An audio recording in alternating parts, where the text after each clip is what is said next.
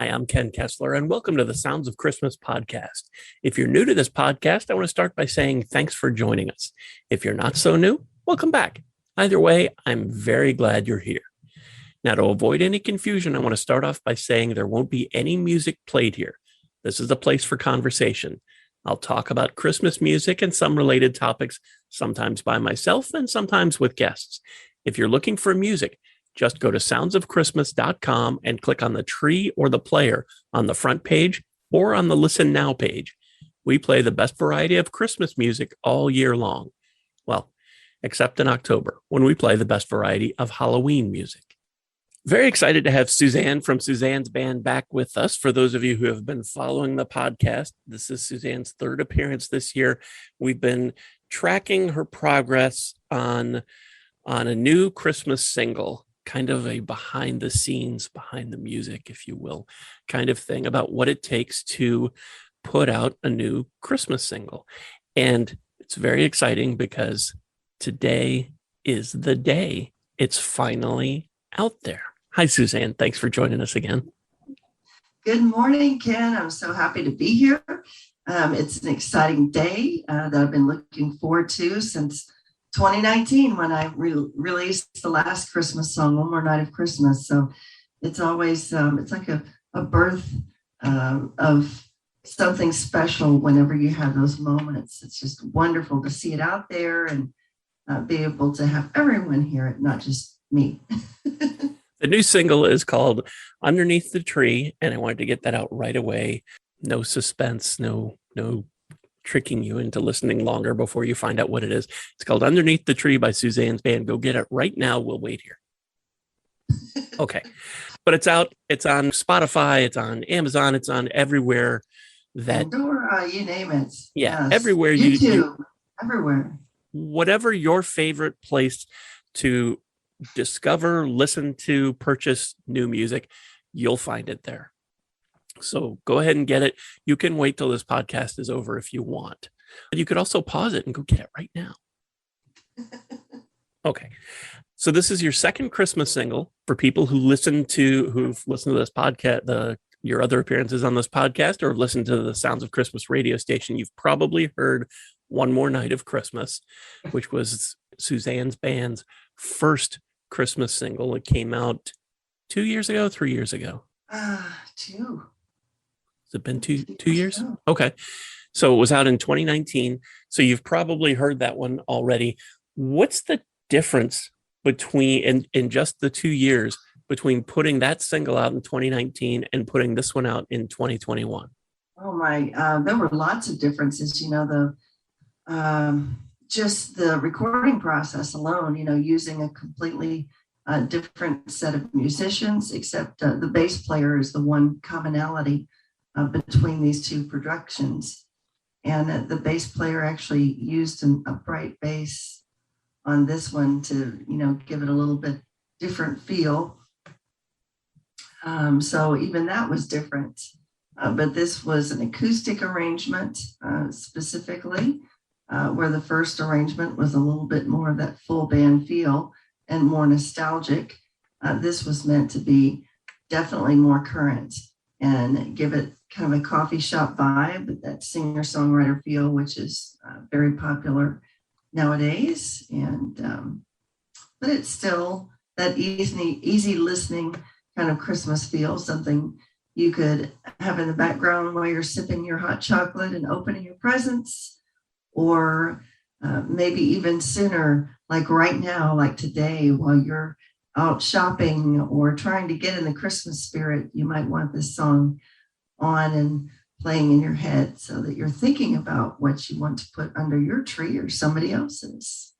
When One More Night of Christmas came out, I mean, having not released any music myself, I don't know exactly what that's like, but I would imagine for your first Christmas single, that was a really cool feeling, and it's out there.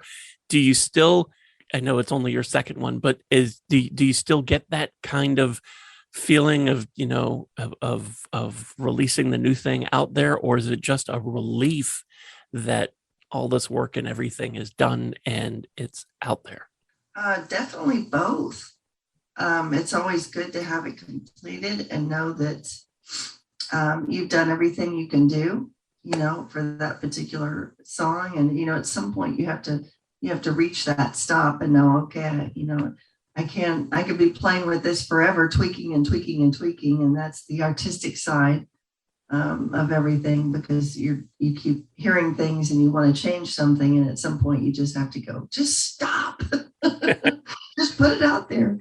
Not everybody's listening to it the way you are.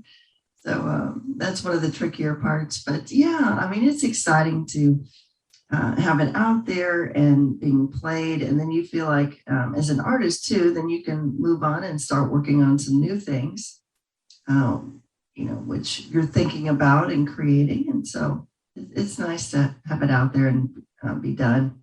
And this is an original song, just like One More Night of Christmas is Yes. I was going to say it still is an original song. What it was and what it shall be. That's right. Both are original works that you wrote and put together. And we've been following along in your journey. I think we started talking about this in March, when you sort of had, for want of better terms, you sort of had a map out of what you were going to do and where it was going. Looking back on that now, how close were you and what you had thought, the way you thought that everything was going to go for this release and the way it actually worked out? Well, it depends on the perspective.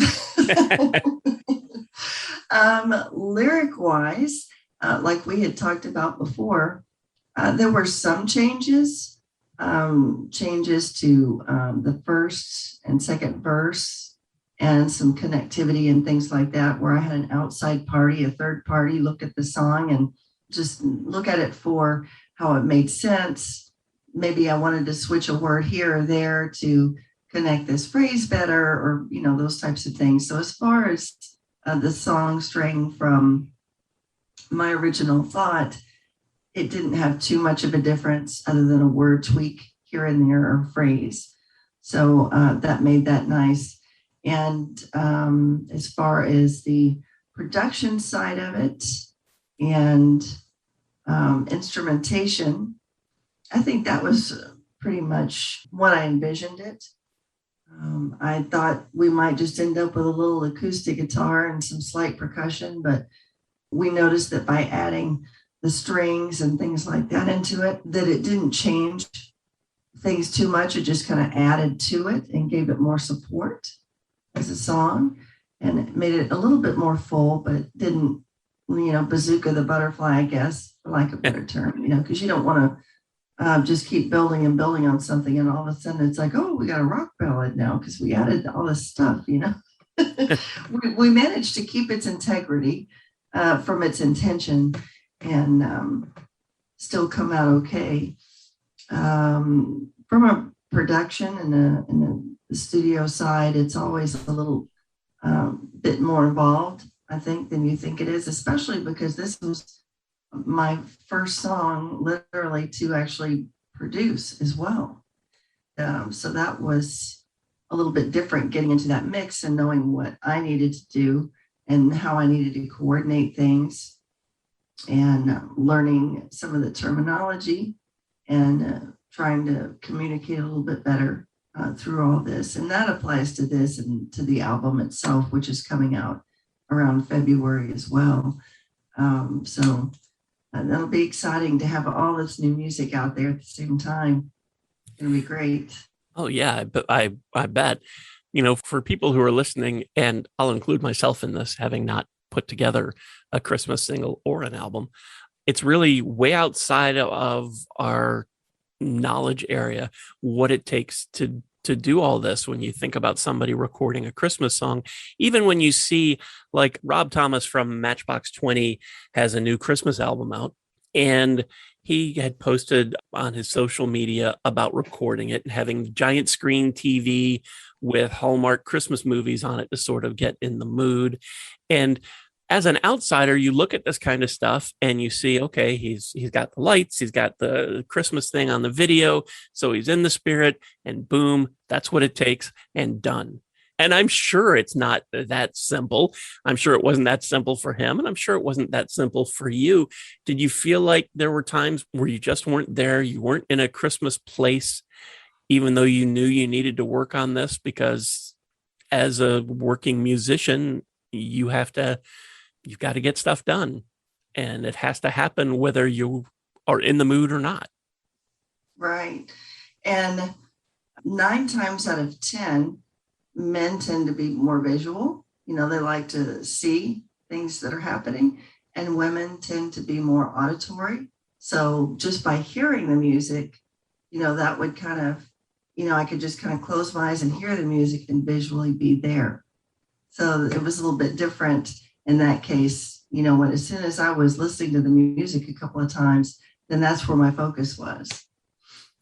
Because I would think that you really do have to be in that place. People are probably listening to this and thinking, well, if you're a professional singer, that's your job and that's your gig, and you go and you sing your Christmas songs. And yeah, maybe, but when you're singing One More Night of Christmas, it feels like you believe it. When I hear that, it feels like you're there, you're in that Christmas place, and it feels like you believe it. And I think that you can't really trick somebody when you're singing it. And if you're not, if you're just singing the notes on the page, but you're not into it, I think that comes across. Do you feel like, was what you're saying, that, you hear the music and you get there, was that what it took? Did you feel like you were really, most of the time when you were working on this, that you were in that Christmas place? Oh yeah, definitely. Because when you start hearing those initial, that intro pattern that's in that song, and then you start the story, because it's telling a story about Christmas almost. You're saying, underneath the tree is where all these things are. And not only that, but, these things are happening around you that make you feel like you're in that Christmas spirit. And then it talks about all the things that are important that you should be looking at as well, like your family and your friends and all these other things that are also underneath and around your tree. And then and then of course the next pattern would be keeping that same feeling all year round, and not just having it at Christmas time, to always remember that and make each day be that special. So it kind of pulls you in, like some of my songs do, into this kind of an emotional place where you're drawn in. And, that's where the voicing and the way the music was created and all that, the way that's supposed to be. Yeah, I know, and I think I mentioned this on the last time you were here, that with One More Night of Christmas, that has become a song that I hear, and it takes me there. And I feel like when I hear it, sometimes I don't remember right away that that's Suzanne's band, and I'll hear it and I'll think, wow, that's so familiar. And it gives me that Christmas feeling. And then I have to try and remember, now, where is it that because I'll have the Sounds of Christmas playing in the background when I'm working on stuff for the Sounds of Christmas. And I'll have it playing in the background a lot of times when I'm doing other stuff too, because I like it. But because of the nature of my doing that and working with thousands of Christmas songs, there aren't a lot of them that still have that magic to take me into that sort of place. And One More Night of Christmas does that. I'm looking forward to, I don't want to spoil it for anybody who hasn't gotten underneath the tree yet, even though I've given you chances during this podcast to go get it. But it is really terrific. So I just say, kudos to you for being able to capture that. And it's just something you can't fake. Mm-hmm. And I don't even know what I'm expecting you to respond to that long thing with, because it is just that kind of thing. There are some bands who will, and I'm not trying to wail on anybody, and I'm not going to mention any names, but there are some who you'll hear them do a cover of, I don't know, Jingle Bell Rock or something. And on the one hand, it's neat to hear one of your favorite singers or bands do a Christmas song, but sometimes you hear that and it just sounds like they could really be singing anything, because it just doesn't have that little magic quality. and you've managed to capture that on One More Night of Christmas, and I'm sure on Underneath the Tree. And the but I trick will be capturing that same feeling, but doing something that's really upbeat, which is planned for Christmas song number 3. So I wasn't stay sure. tuned.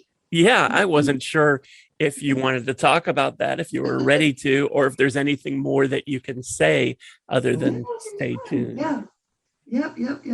It'll be fun. That's the plan for the number 3. Is it's really kind of an upbeat, kind of funky, fun little song, and hopefully it's that same feel where it creates a picture that you can visualize where you're singing it. But it's got a lot of some catchy repetition in there too, because that often happens with upbeat songs. You get some of that in there because want people moving a little bit too. So yeah, it'll be fun. Is that on the drawing board for next Christmas, or do you think that's farther down the road? I think I'm kind of probably in my pattern, both for time reasons and financial reasons and everything else. If something opens up where I could get in and record it, it would be nice. But typically it's more financially advantageous when I'm going into the studio to do not just one song, but to do multiple songs and knock some things out while I'm there. So once I get the next album ready, then that's usually a good time to start looking at doing that next Christmas song. I was going to ask because, I don't want to take anything away from your song's birthday today for Underneath the Tree, but for people who love Christmas music, there's never enough. It's like if your favorite author who has written many books puts a new book out and you're so excited about it and you get it and you just ravenously read the whole thing over the course of a weekend, and that's great and it just came out, but what's next? When's the next one? When's the next one? And it's the same thing with Christmas music. So excited, lots of great music this year and very excited to hear it. Really excited for some of the stuff that I've already heard, and I can't help but think, okay, well, that's terrific. I hope you're going to put another Christmas album out, and could it be next year? And and I'm sure that there are a lot of artists who are like, oh, come on, please, I just did this. We just got done. Well, you need that time to promote, and especially since I'm promoting the Christmas song and then the album that's coming out in just a couple of months, you need that year to do all the promotion and to get ready and write and get ready for the next one. So in order to have time to do all that and still make time for family and other things that are important too, you kind of have to block it out. And I know, 2 years seems like such a long time, but man alive, when you're talking about musicians that are also playing live and performing and all those other things too, it just goes by in a hurry. When you're talking about going into the studio, it's a lot harder to get, a group of musicians in there to just do one song. It's a lot easier when you have multiple songs and you say, hey, we're going to take some time and we're going to, do all these songs together. Then they're, more interested in coming in to help out too. Yeah. And if you look at, okay, this is hard to equate this with the Beatles, but they just released the giant super deluxe version of Let It Be, which has like 4 or 5 CDs, and it's all the different recordings that happened during that session. And some of the videos for it that you see on YouTube, where you see, take number 40, and these are and written on the box for the reel-to-reel tape that they did that in, or the changes in it and the different things like that. And if you look at that and you're like, okay, well, this was the Beatles, and okay, it was 50 years ago, but still the Beatles had luxuries because of who they were, of being able to do 40 takes on a song in a professional recording studio. Most singers and bands today don't have that kind of luxury where they're going to go in and do 40 takes for one song. Can you imagine how much that would cost? Days, no. Hours? I mean, my word. When you've got studios and, that charge anywhere from $65 to $75 an hour, that adds up fast. Yeah. And that's one song. And don't send me hate email. I love the Beatles and I'm not picking on them. I'm certainly not a huge fan. And I could even be wrong about the number of takes, but I know that there were some songs that they recorded so many different takes, and they had the luxury of being able to do that by the nature of who they were. They could listen to something back and it's almost right, except let's add this or let's change this, and they would go back in and in 40 takes. But most don't have that, like you said, that kind of money to be able to do that. And especially if it's a Christmas single, you want to get it right and you want to know in advance. I mean, we have talked about Underneath the Tree. I don't remember. I think it was this is the third part to this podcast, and I think it was a number 2 that you shared the name of it, but you knew what it was. I don't think in the first one you told me what the name of it was yet, just that it was in the works. And it's all that kind of process. You don't have a shelf of tapes. I mean, nobody has a shelf of tapes anymore because it's mostly digital. But, of all the different iterations of this particular song, because really for a Christmas single, you can't do that. Just to clarify, I'm sure, with the word takes, we don't necessarily mean that something was a mistake, but sometimes you try things different ways. You say, hey, we played it this way this time. Let's try playing it with this doing this and this doing this. So just for the folks out there that think that, 40 takes means nobody can get it right and we're all inept, it's a little bit more involved than that. Oh, yeah. And if, I'm not just name dropping the Beatles, but this was a big release and all. And if you listen to some of those takes, it's not that they messed up. And I mean, there's some where they bust out laughing and that's funny to hear, but it's not that they made mistakes over and over and over. It's that they're trying to do different things to get as close to the vision of what the song, what the writer wanted that song to be. And I'm sure to a degree that you were going through that too, but you probably didn't have the luxury of doing 40 takes for Underneath the Tree. Right. Definitely so. How different, this might be hard for you to answer, but I'm going to ask it anyway, because I just don't know.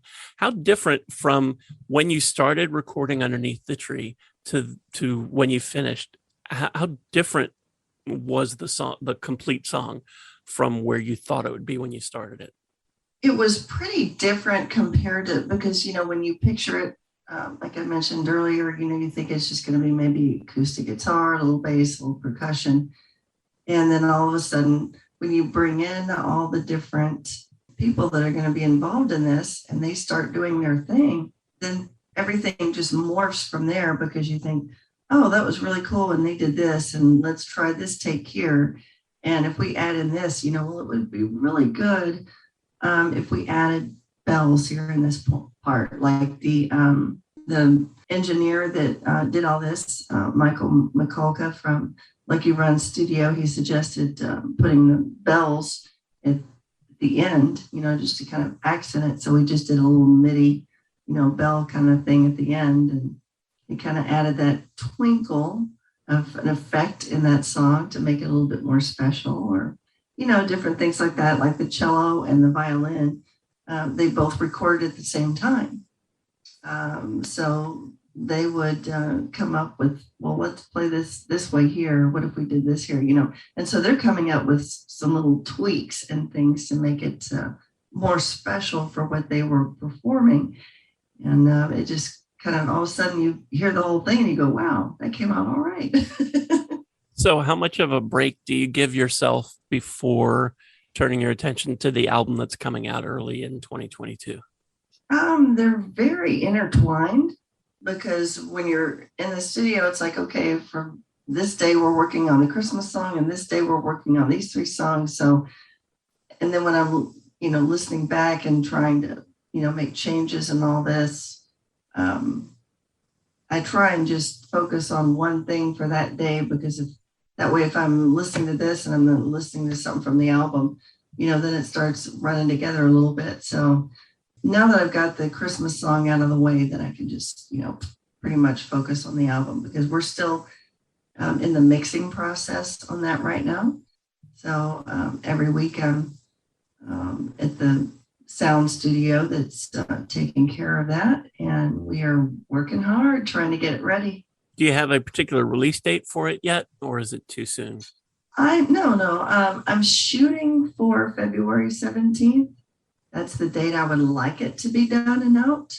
And all that will depend on whenever we get the final mixes done, whenever they get to the mastering process and get all the ISRC codes embedded and all that sort of thing, and get back and get to, CD baby and come back. And, there's always all the business side of business that kind of can slow you down. So we just kind of shoot for it and hope. But, I think even if something weird happened, I think by the first part of March, it should be out. So that's kind of my window. Mid-February to early March is a window to have it done. But I think the CD cover is going to be really cool. It's going to be something totally different from what I've done before. It's going to have a really cool effect. And I can't wait to have it out. It'll be Ice and Fire is the name of the album. Just a little sneak peek. I was just going to ask you if it had a name and if you were ready to reveal the name. Yeah, we've actually been playing some of the songs off the album live here and there to tease fans. So everybody's been really excited about it, and they can't wait to hear it with the full band and have everything come out. So it's going to be really nice. Looking forward to having that out too. It'll be 9 songs on that one. Speaking of performing live, do you have any Christmas shows coming up? Yes, we're in the works to do a Christmas performance at the Perfect Latte, which is where we run an open mic. So for sure, that one's coming up soon. We haven't set a date on that one. I just reformed my live band group. The bass player had to step down due to some health reasons with his home. And then I had kind of been trading drummers here and there based on schedules. So we've got new folks in the mix, and now that we've got them in there and learning all the music, then that'll be easier for me to start planning out some live shows as well. And then you've got so many that are last minute. You get so many of these gig requests where like, oh, hey, can you do something on Saturday? Well, it would have been nice if we'd done 2 weeks ago. We could have put something together for you, but or somebody has a corporate holiday event and they need somebody, and hey, could you come in on like this Friday and do that? So you get a lot of those last minute things. So that's just kind of the way it rolls. And I think it's, since I started playing live, you just see so much of that. It's nice when people can think ahead, but typically those gigs are more like weddings. You get more gig requests for weddings that are planned further out, but everything else seems to be a little bit more last minute in that regard. If I remember right, I think that you said that last year in December, when you did some live performances, that you tested out underneath the tree. Is that right? Yeah.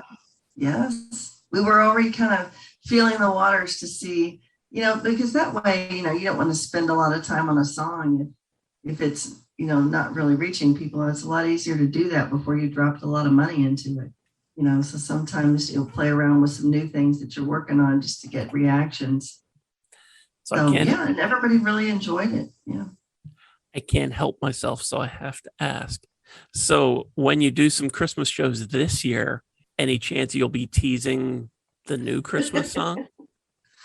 Unfortunately, no, because I've been so busy recording and everything. I haven't had time to, even look at starting to finish the other. I haven't done much writing at all. That's the one thing that has really suffered, I think, for 2021 is just writing in general, with the next album, with the next Christmas song, all that. So I'm really hoping to be able to spend some time up in my loft, as I call it, my music room up there, and work on some creating for 2022.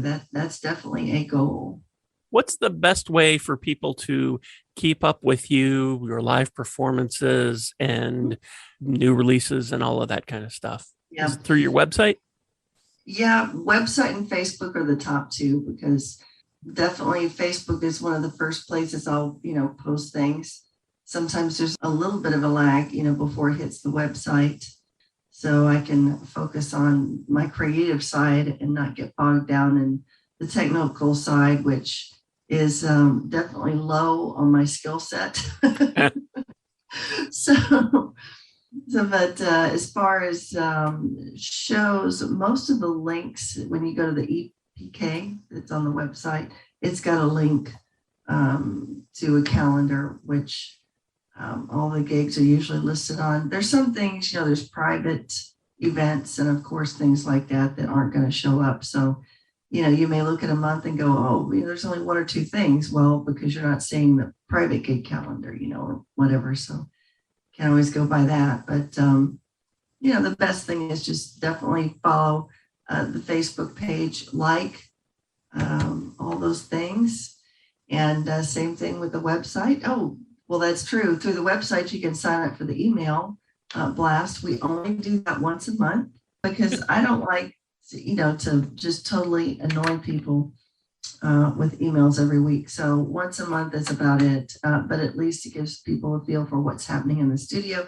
And that's another thing. You might see pictures on those email blasts of things that are going on that won't necessarily be posted elsewhere. So that's the positive side for being on the email list. And sometimes the email folks will get links to things that won't be released on Facebook, for a little bit longer. So just depending on the timing of the month.